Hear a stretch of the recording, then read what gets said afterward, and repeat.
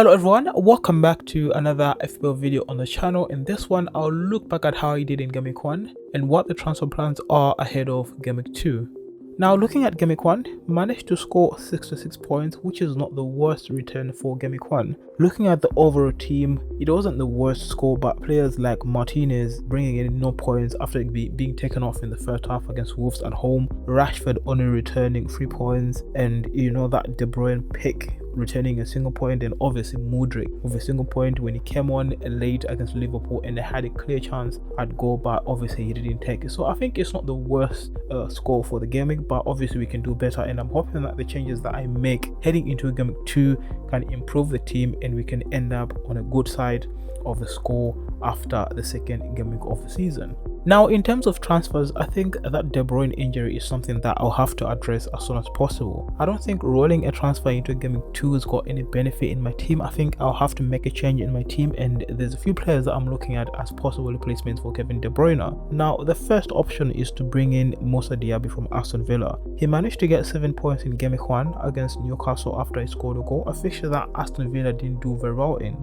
But they've got a run of fixtures where they'll play Everton, Burnley, Liverpool, Crystal Palace and Chelsea. So it's a mix of both good and bad fixtures that we expect Aston Villa to do better in some of them, and some of them could be challenging. So Moussa Diaby is someone that I'm looking at as a possible replacement for Kevin De Bruyne.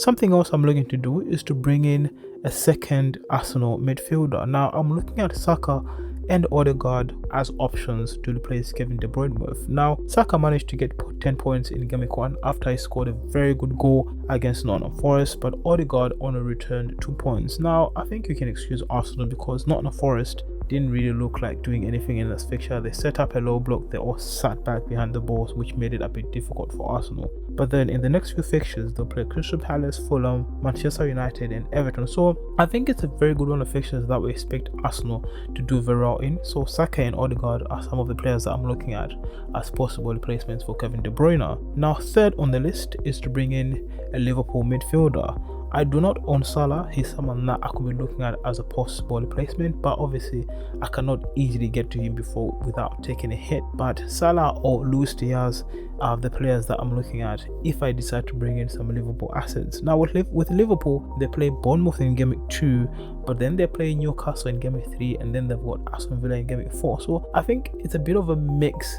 of in terms of fixtures that Liverpool have. When they play Bournemouth, is a fixture that we expect them to do very well in, but then Newcastle and Aston Villa could be some challenging fixtures for Liverpool. So I'll have to make a very tough decision if I'm going to bring in a Liverpool asset. Obviously, they've got a good fixture in Gameweek 2, but looking at Gameweek 3 and 4, they're not really favourable fixtures. So I think I'm unlikely to bring in a Liverpool asset, but he's someone that I'm also looking at as a possible replacement for Kevin De Bruyne. And finally, the other replacement I'm looking at is to bring in James Maddison. Now with Maddison, I had him in my draft, but like I said, I took him off when I saw the list that De Bruyne was starting, and I felt that he had a very good chance of getting some returns, but unfortunately he was taken off injured. Now with Maddison, scored 9 points in Gameweek 1 against Brentford. He looked very good in that fixture, and Tottenham Hotspurs play against United in Gameweek 2, but then they've got Bournemouth, Burnley and Sheffield after that United fixture. So 3 very good fixtures that we expect Tottenham to do very well in, and the way Maddison played in that fixture against Brentford, we could expect some very good returns from him when they play Bournemouth, Burnley and Sheffield United. So Maddison is also another player that I'm looking at as a possible replacement for Kevin De Bruyne. So at the moment, I'm looking at Diaby, Bukayo Saka, Luis Diaz and James Maddison as my possible transfers for Gameweek 2. Let me know in the comments what you think about the changes and what other players you're looking to bring into your teams ahead of Gameweek 2. Otherwise, that's it from me in this video. If you find the video helpful in any way, please do leave a like on the video, and if you're not subscribed already to the channel, please do subscribe. Thank you very much for watching, and I'll see you soon.